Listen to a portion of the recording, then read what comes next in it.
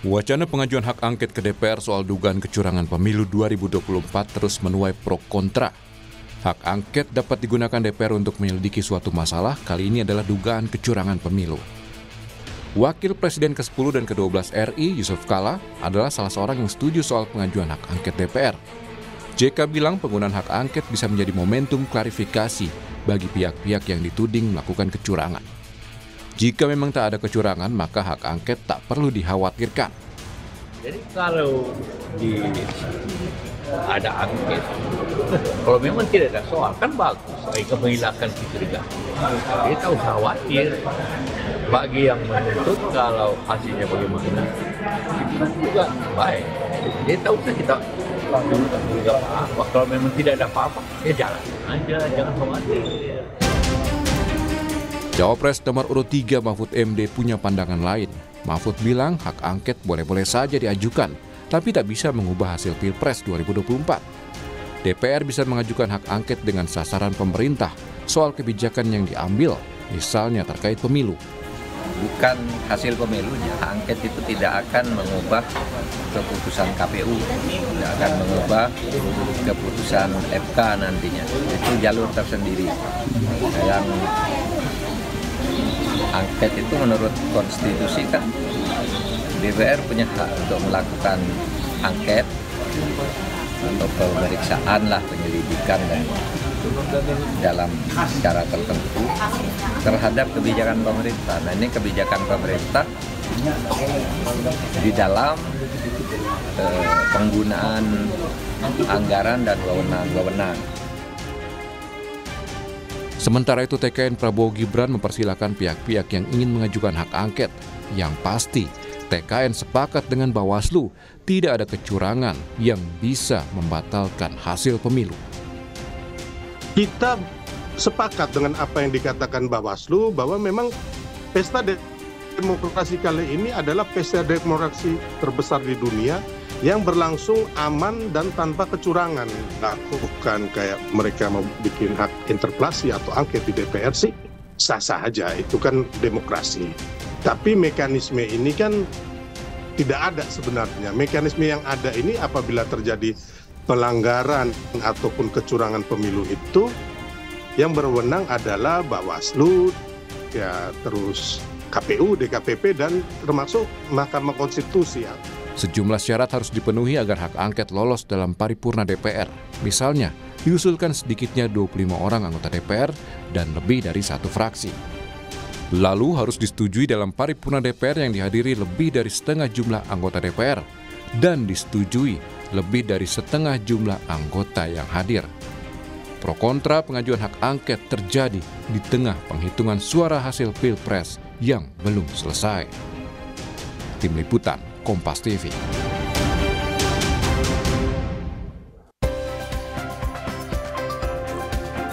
Jadi sebenarnya perlu atau tidak mengajukan hak angket untuk mengusut dugaan kecurangan pemilu, atau tepatkah hal ini diusut lewat hak angket DPR? Kita ulas bersama hari ini dengan juru bicara Timnas Anies Mohaimin, sudah ada Bung Daniel Johan. Assalamualaikum Bung Daniel. Waalaikumsalam, selamat pagi semua, Mbak. Selamat pagi. Apa kabar? Kabar baik ya? Baik, tapi macet kan tadi ya. Macet. Kemudian ada juru bicara TKN Prabowo Gibran, ada Pak Wihadi Wianto. Selamat pagi, Assalamualaikum Pak Wihadi. Selamat pagi, Assalamualaikum. Waalaikumsalam. Ada juga juru bicara dari TPN Ganjar Mahfud, ada Mas Ciko Hakim. Mas Ciko. Pagi Adisti, pagi semua. Assalamualaikum. Waalaikumsalam. Dan juga yang terakhir ada dosen hukum tata negara dari Universitas Andalas, ada Mas Ferry Amsari. Mas Ferry, Assalamualaikum, selamat pagi. Waalaikumsalam, selamat pagi semua senior-senior. Ya, ini masih bergulir ya, hak angket ini usulannya masih belum jelas apakah betul-betul akan benar-benar diusulkan oleh partai politik di parlemen. Saya ke Bung Daniel dulu. Bung Daniel, ini kan kalau kita lihat ya, Pak JK ini mendorong hak angket, tapi kemudian kita mendengar juga Pak Mahfud ini tampaknya kemudian menyiratkan itu kurang tepat. Menurut Anda seperti apa kalau dari koalisi 01 sendiri, Bung Daniel? Ya, kalau kami dari koalisi 01 kan sudah sempat berkumpul ya para sekjen untuk merespon, awalnya itu kan merespon usulan dari pasangan 03 sekaligus merespon dari sahabat-sahabat dari PDIP.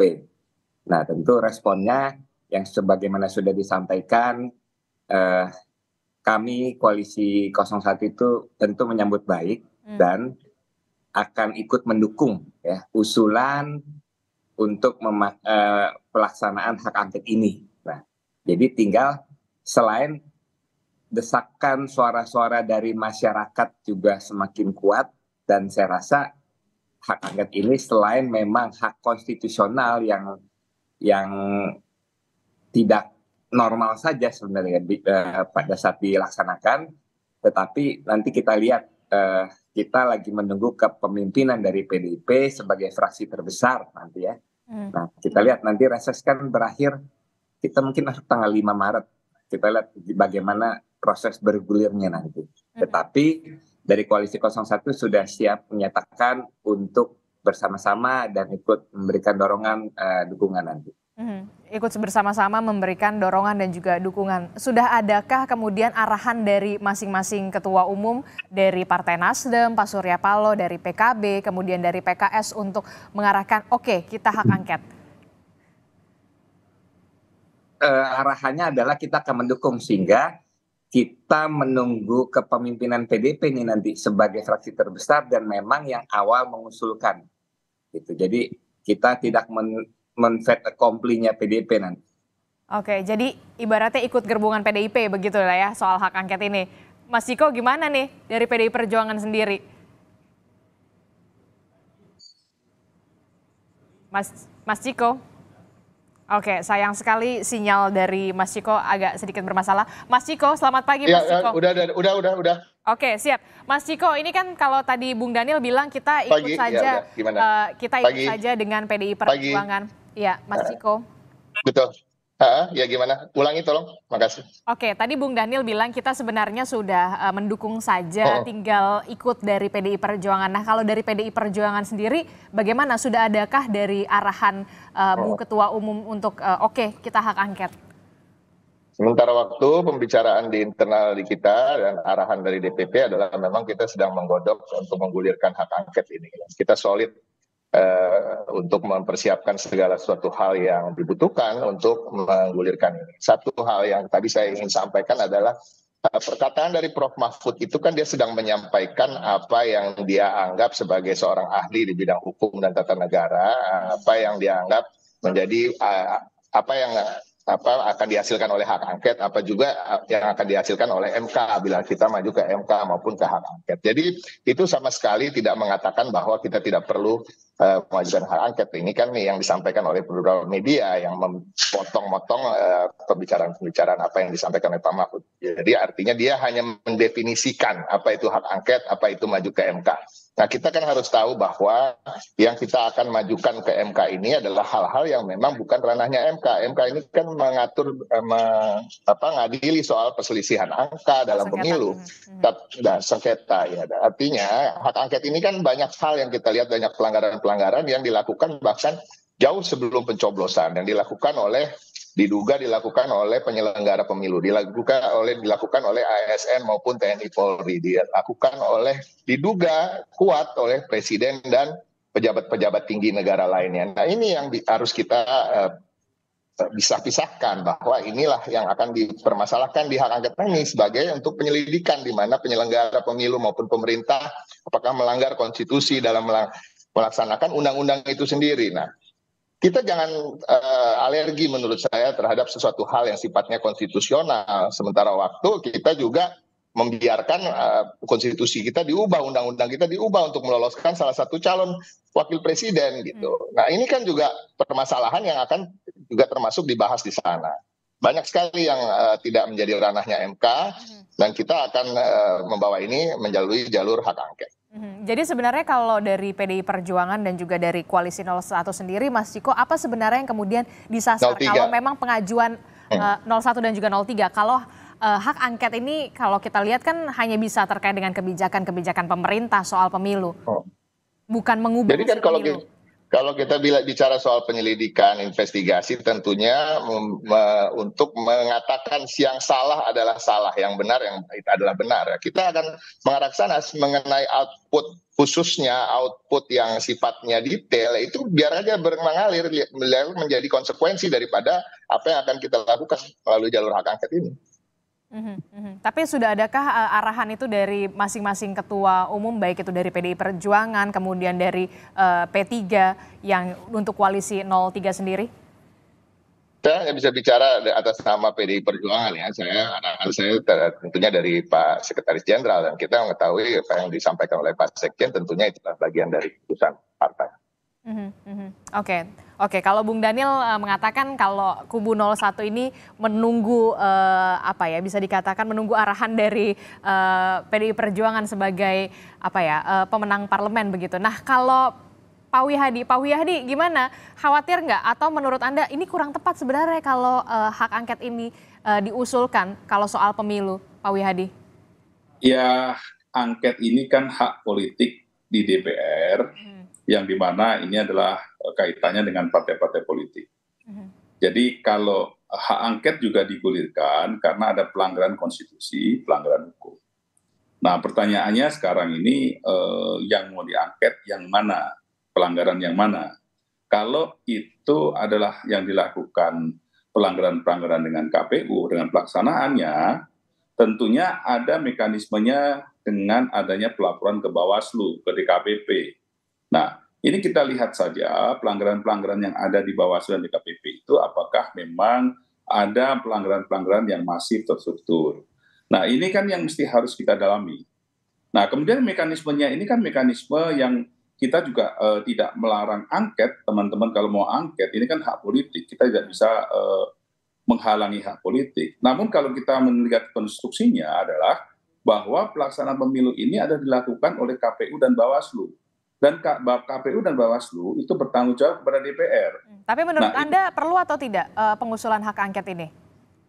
Saya kira mesti harus lihat dulu yang diangket itu yang dimananya gitu. Jadi jangan melebar kemana-mana, kemudian ini menuju kepada masalah bansos, menuju kemana. Kalau mau diangket bansosnya, ya kita lihat aja mau diangket bansos silakan. Itu kan yang tanda tangan juga itu kan DPR dan pemerintah. Dan yang tanda tangan bansos itu siapa, gitu kan? Kita lihat saja ketua DPR-nya siapa. Berarti kan anggaran itunya juga sudah ada, ya kan? Nah, jadi saya kira di sini kita harus melihat dulu yang mau diangket itu yang mana. Jadi jangan kita ini melakukan angket sendiri kan itu digulirkan bukan oleh ketua partai politik, tetapi oleh capres yang karena sudah merasa kalah, jadi ngomong angket. Nah, itulah disambut oleh bergulir gitu kan. Tapi angket yang mana ini gitu kan? Yang diangket yang di mana? Ya, ini saya kira mesti harus jelas dulu. Kita sebagai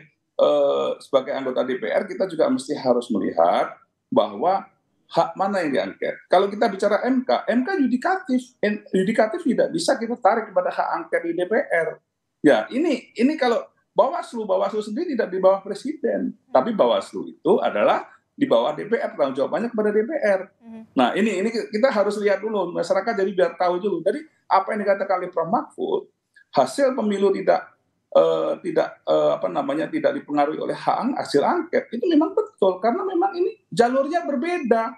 Jadi jalur yang ada itu adalah jalur KPU yang dimana adalah undang-undang pemilu. Okay. Nah, kalau kita mau mengangket KPU-nya ini apakah kaitannya dengan pemerintah? Karena KPU ini kan dalam undang-undang dasar itu kan sudah jelas bahwa KPU itu adalah kanal tersendiri dalam kepemiluan, bukan masalah daripada legislatif.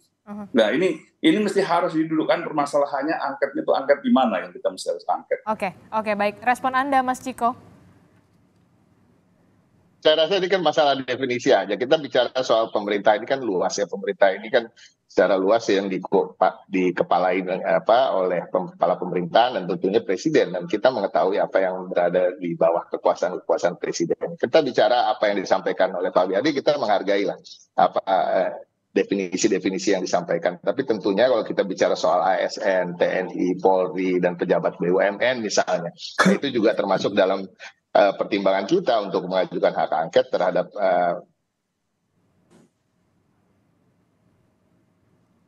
Mas Ciko?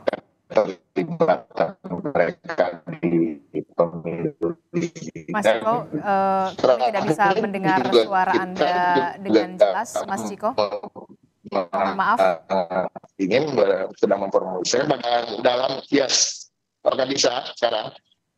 Mas Ciko? Nggak dengar ya? Oke, Nggak silakan kedengaran, untuk diulangi kembali, Mas Ciko. Tadi sempat terkendala sinyal. Iya. Jadi pada prinsipnya kan banyak dugaan-dugaan keterlibatan yang melibatkan pemerintah juga, ASN, TNI, Polri, ya kan, Presiden bahkan, ya kan, apakah dia terlibat dalam mengkondisikan lulusnya putusan MK. Ada juga bagaimana pemerintah maupun KPU, saya rasa juga bisa ini menjadi perdebatan yang cukup seru apabila kita bicara KPU penyelenggara pemilu maupun MK sendiri sebagai lembaga peradilan itu bisa dibawa ke hak angket. Nanti biar Bang Ferry aja yang lebih ahli dalam bidang ini untuk menjelaskan. Tapi pada prinsipnya semua hal sedang kita pertimbangkan, semua sedang kita formulasikan, semua sedang kita lihat detail-detailnya, mana-mana yang akan kita bawa ke hak angket, dan simultan dengan apa yang akan kita tetap bawa melalui Bawaslu dan MK. Tetapi kan kita juga sadar bahwa Bawaslu sendiri tidak secara normal dalam pemilu ini banyak hal yang terjadi yang tidak yang jelas-jelas pelanggaran tapi tidak dianggap pelanggaran. Jadi kan agak sulit kalau kita mau membawa itu ke MK, sedangkan MK selalu menanyakan apakah sudah dibawa ke Bawaslu atau belum. Saya akan berikan satu contoh aja tentang pembagian susu di Car Free Day. Pembagian susu ini kan bagian dari kampanye, karena kampanyenya adalah makan gratis dan susu gratis. Nah, itu seharusnya melanggar oleh Bawaslu dikatakan, tapi tidak dikatakan begitu. Dan satu lagi ada pelanggaran tentang peraturan gubernur karena dilakukan waktu Car Free Day, tapi juga tidak ditindak oleh PJ Gubernur Heru. Nah, ini juga akan menjadi masalah dan kita bawa ke hak angket. Bagaimana soal penunjukan PJ Gubernur maupun Bupati dan Wali Kota. Nah, banyak sekali hal yang bisa kita bawa ke sana, dan kita bicara bukan berarti kita tidak akan memikirkan juga opsi membawa ke MK. Ada juga hal-hal yang kita bawa ke MK ketika kita bicara soal perselisihan suara. Oke, baik, Bung Daniel, Anda sepaham dengan Mas Ciko soal ini? Ya, pertama saya ingin meluruskan nih. Jadi tadi istilah yang bukan arahan, tapi kami menunggu kepeloporan, kepeloporan kepemimpinan dari yang memang pertama kali mengusulkan dari PDP, calon Presiden Ganjar Pranowo. Nah, saya rasa gini ya, semangat kalau kami sih, kalau saya melihat semangat hak angket justru yang pertama adalah ingin meluruskan kembali, menegakkan kembali demokrasi kita yang beberapa belakangan ini begitu banyak pengamat, begitu banyak ahli, begitu banyak respon masyarakat yang merasakan demokrasi kita sudah agak melenceng, ya. Sehingga saya rasa hak angket ini akan banyak masukan-masukan yang sangat berarti nanti untuk kembali agar demokrasi berjalan dengan baik. Ya. Nah, yang kedua adalah justru kita melihat hak angket ini justru akan memberikan kepastian dari legitimasi hasil pemilu, ya. Sehingga tidak ada lagi kecurigaan, jadi semua clear, terkonfirmasi.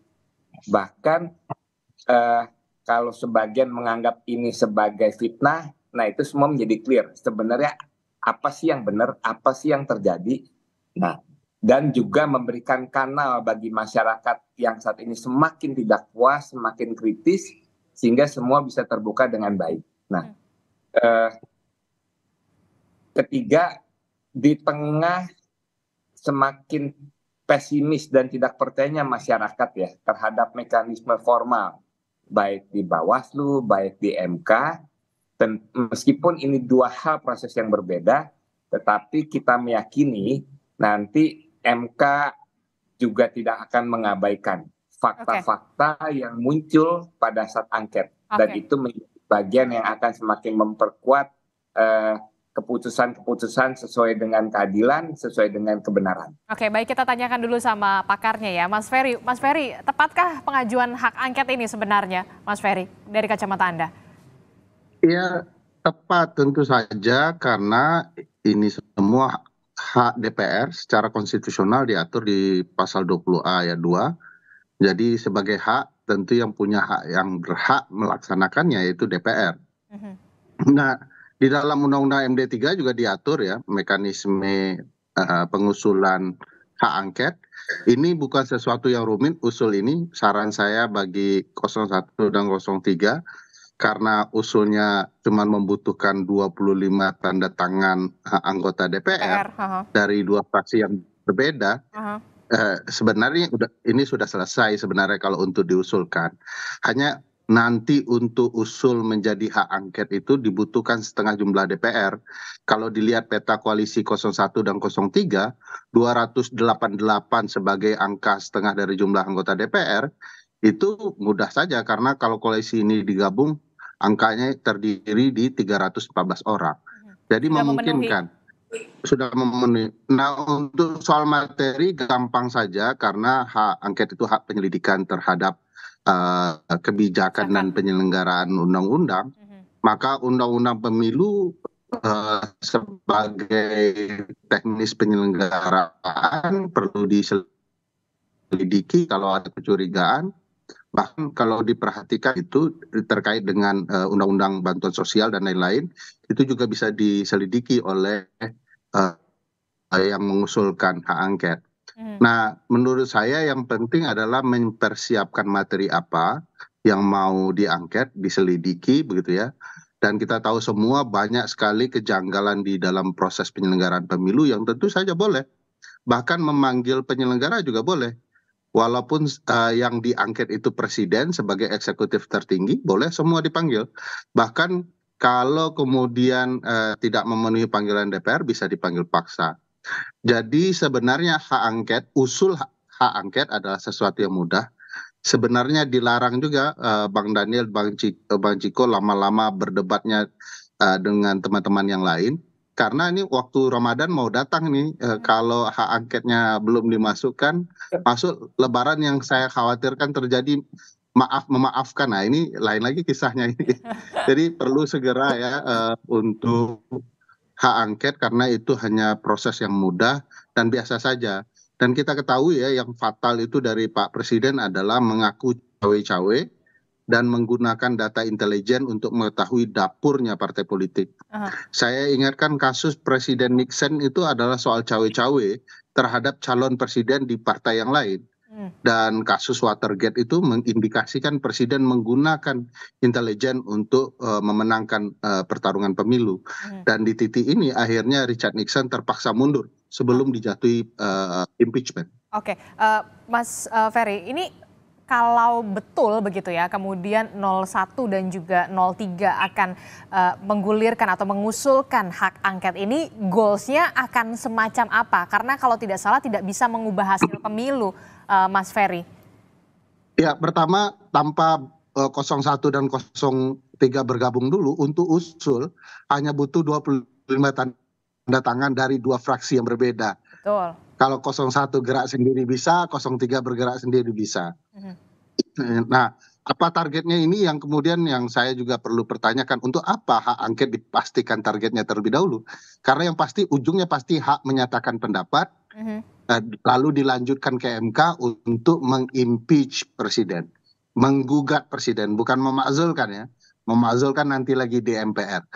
Nah, kalau di hak angket saja sudah terbuka karena ini penyelidikan, fakta-fakta bagaimana proses penyelenggaraan pemilu yang buruk itu dilakukan, saya yakin kita akan bicara sesuatu di Mahkamah Konstitusi terkait hasil gitu ya.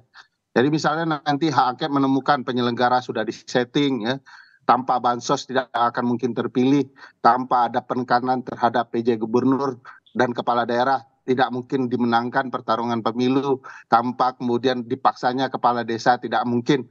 Maka tentu akan berkaitan dengan apa yang terjadi di Mahkamah Konstitusi soal hasil. Tempatnya berbeda, tapi ini berkaitan. Objeknya mungkin bisa berbeda, tetapi ini berkaitan. Jadi menurut saya tergantung hasil hak angket, baru dibicarakan apa sasarannya ke depan, apa yang ditemukan dalam proses penyelidikan itu. Oke. Kalau kita lihat ini sudah di-spill sebenarnya sama Mas Ferry ya, Mas Ciko, Bung Daniel ya. Nah, bagaimana kemudian tanggapan atau respon dari kubu 02, Pak Wihadi? Khawatirkah Anda dari kubu 02 ini ke depannya? Apakah memang kan kita lihat bisa jadi adu kuat nih di parlemen? Jangan dijawab dulu Pak Wihadi, tetaplah bersama kami di Sapa Indonesia Pagi. Usai jeda.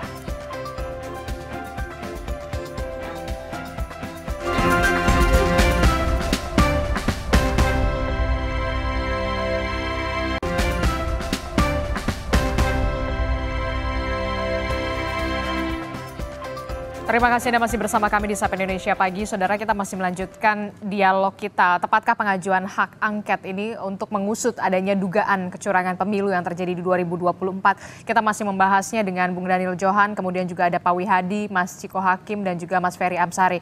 Saya ke Pak Wihadi dulu. Pak Wihadi, ini kan kalau kita mendengar tadi ya, Mas Ferry bilang sebenarnya syaratnya sudah terpenuhi untuk menggulirkan hak angket dan segala macamnya. Begitu Pak Wihadi.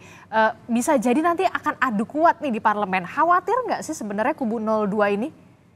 Saya melihatnya memang hak angket ini kan hak politik daripada anggota DPR. Makanya salah satu syaratnya juga saya kira tidak merupakan satu syarat yang menjadi berat. Tapi kalau kita melihat kan keraguan-keraguan kita mengenai masalah entry point daripada hak angket ini di mana permasalahannya.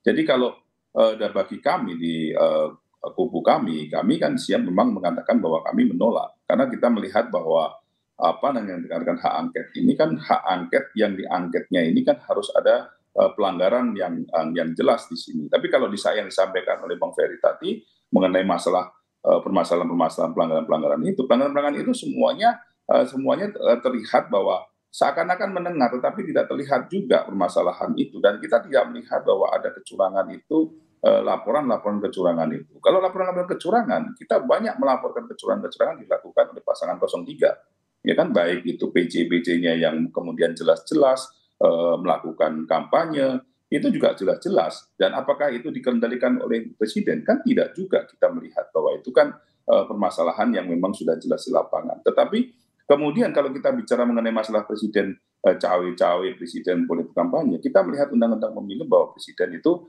boleh melakukan mendukung salah satu calon. Itu ada dalam hal undang-undang pemilu. Kan kita melihat sendiri bahwa tahun 2019 itu bahkan presidennya yang maju sebagai incumbent untuk maju sebagai capres. Nah ini kan sudah jelas juga itu lebih masif lagi dibandingkan 2024 dan kita tidak melihat bahwa itu kami ini sudah pengalaman kalah 2 kali dan kita juga sudah melihat bagaimana masalah melawan incumbent dan segala macam dan ini lebih terstruktur 2019 kalau kita dari 2024 tidak ada apa-apanya di sini.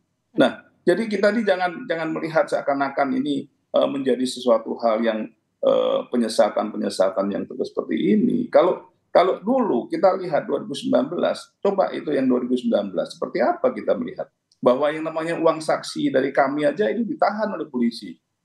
Itu uang saksi, itu jelas-jelas di situ dianggap kita mati politik, tapi setelah itu tidak ada dilepas begitu saja. Nah, itu yang terjadi.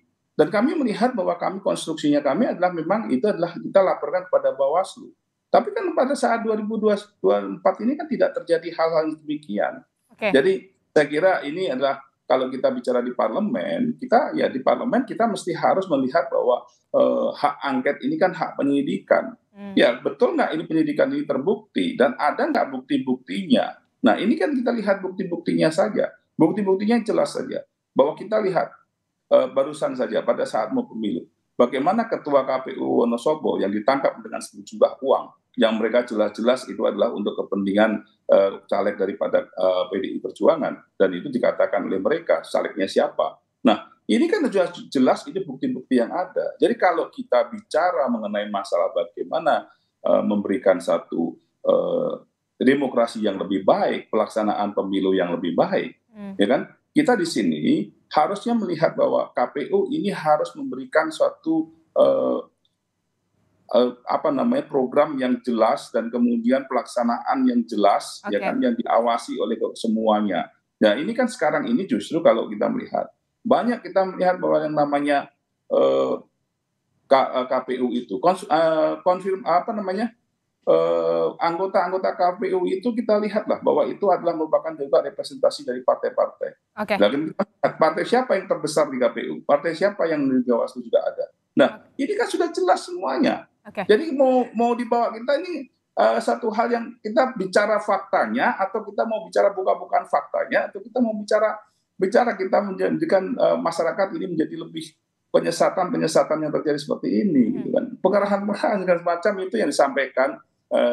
Saya kira kita mesti harus lihat dulu pengerahan mana, gitu kan. Sampai saat ini kami tidak melihat seperti itu. Oke, Mas Ciko, kalau Pak Wihadi mengatakan entry point-nya dulu harus jelas, bahkan ada kalimat penyesatan di sini. Mas Ciko, bagaimana Anda menjawab soal ini?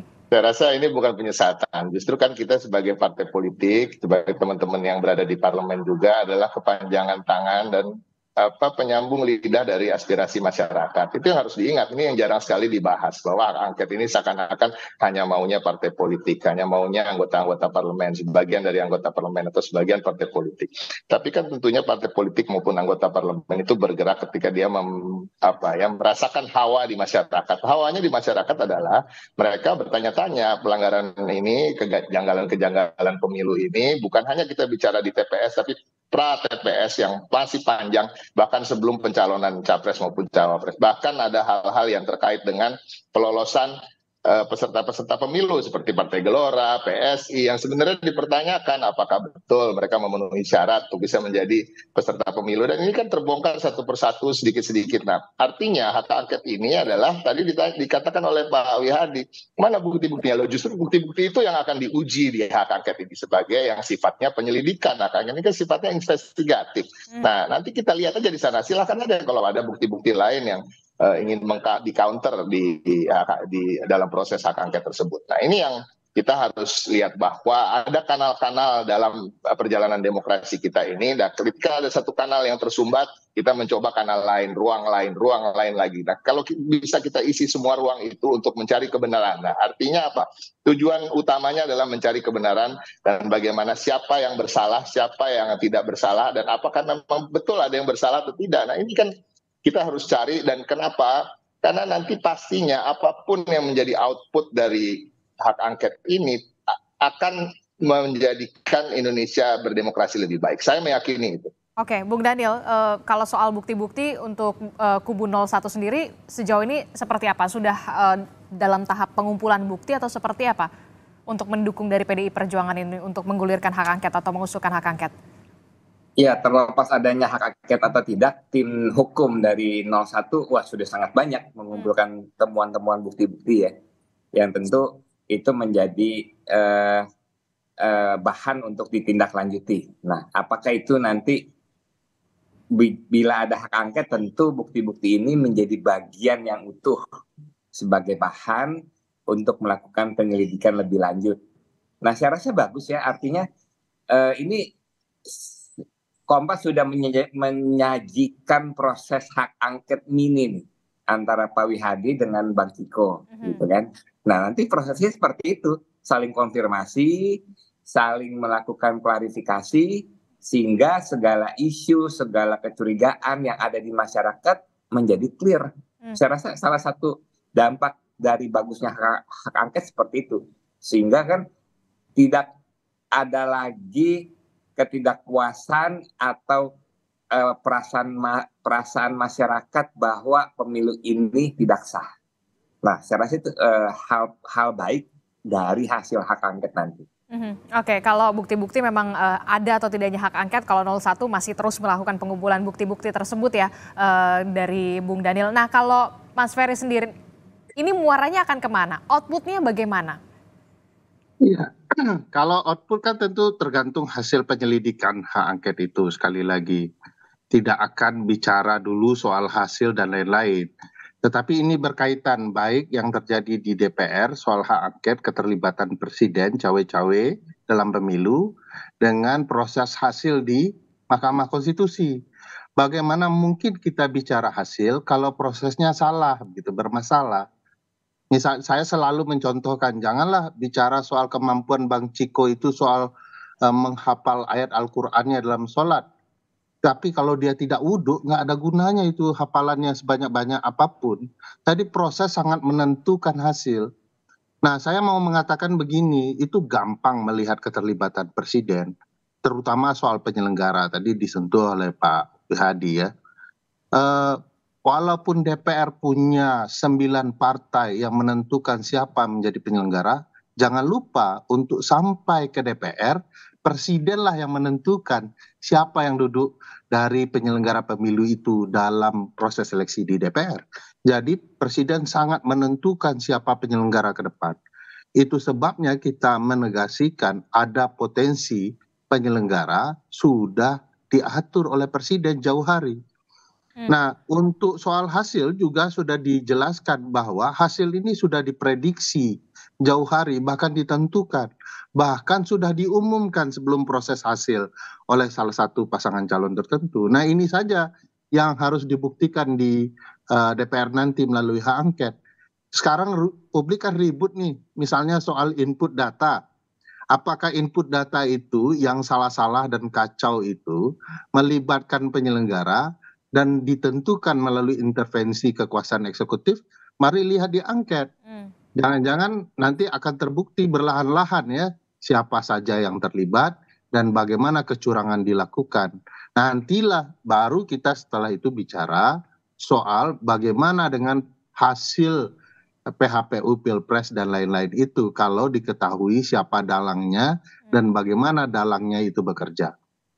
Tapi kalau kemudian ini bergulirnya kan tidak dalam waktu singkat ya. Kalau memang hak angket ini benar-benar akan terwujud begitu, Pak Ferry, Mas Ferry. Bagaimana Anda melihat ini? Apakah bisa atau tidak sebenarnya?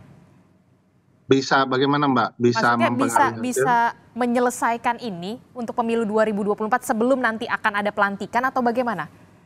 Saya pikir teman-teman DPR tidak berangkat dari ruang kosong ya. Saya sendiri dan teman-teman di peta kecurangan pemilu itu sudah menemukan 16 provinsi menggelembungkan suara misalnya. Ada keterlibatan penjabat gubernur atas perintah orang-orang tertentu. Ada keterlibatan kepala desa ya, atas perintah komandannya. Jadi coba bayangkan satuan pemerintah terendah kepala desa dan ada satuan pemerintah tertinggi yaitu presiden. Dan ini kan punya rangkaian struktural yang sangat penting dalam penentuan kebijakan. Apakah itu perintah dari satuan yang tertinggi atau tidak, itu yang perlu digali di DPR. Kalaulah ini sudah dipersiapkan sedari awal berbagai kecurangan ini, saya yakin tidak akan lama. Kan ini bicara soal kesepakatan pihak-pihak yang ada di DPR. Bisa berapa lama paling cepat? Ya. Kalau saya memprediksi ya, mestinya sebelum sidang di Mahkamah Konstitusi selesai. Mahkamah Konstitusi akan bekerja, jadi membuka pendaftaran permohonan itu tanggal 23 bulan ini, gitu ya, bulan besok. Nah, setelah itu akan ada waktu 14 hari kerja, sekitar sebulan, begitu ya. Nah, mestinya sebelum itu hak angket sudah menentukan apa yang terjadi dalam proses penyelenggaraan pemilu, apakah presiden terlibat, atau ada unsur-unsur eksekutif lain yang terlibat. Karena tidak harus selalu presiden ya, bisa saja di bawah presiden selagi dia eksekutif yang salah dalam menyelenggarakan peraturan perundang-undangan itu bisa direkomendasikan oleh DPR untuk diberhentikan. Bahkan kalau presiden terlibat nanti akan ada hak menyatakan pendapat. Nah, hak menyatakan pendapat ini baru agak lebih dramatis ya, karena akan sangat bergantung dengan anggota DPR di luar kubu koalisi gitu ya. Nah, ini bagaimana ini saya malam tidak perlu memikirkan sepanjang di hak angket nanti terbongkar ya berbagai motif dan pelaku kecurangan itu akan sudah bisa digunakan sebagai alat bukti di Mahkamah Konstitusi. Jadi dengan kata lain Mas Ferry ingin mengatakan kepada Mas Ciko dan juga Bung Daniel harus tancap gas begitu? Iya, oke gas lah. Oke, baik. Kita akan tunggu bagaimana kubu dari 01 dan juga 03 ini untuk tancap gas kalau misalkan Pak Wihadi ya, sudah oke gas lah ya kalau itu ya. Baik, terima kasih Mas Ferry Amsari dan juga ada Pak Wihadi, kemudian ada Mas Ciko, ada Bung Daniel Johan. Terima kasih untuk waktunya hari ini berdiskusi di Sapa Indonesia pagi hari ini. Sehat selalu Bapak-Bapak. Assalamualaikum, selamat pagi.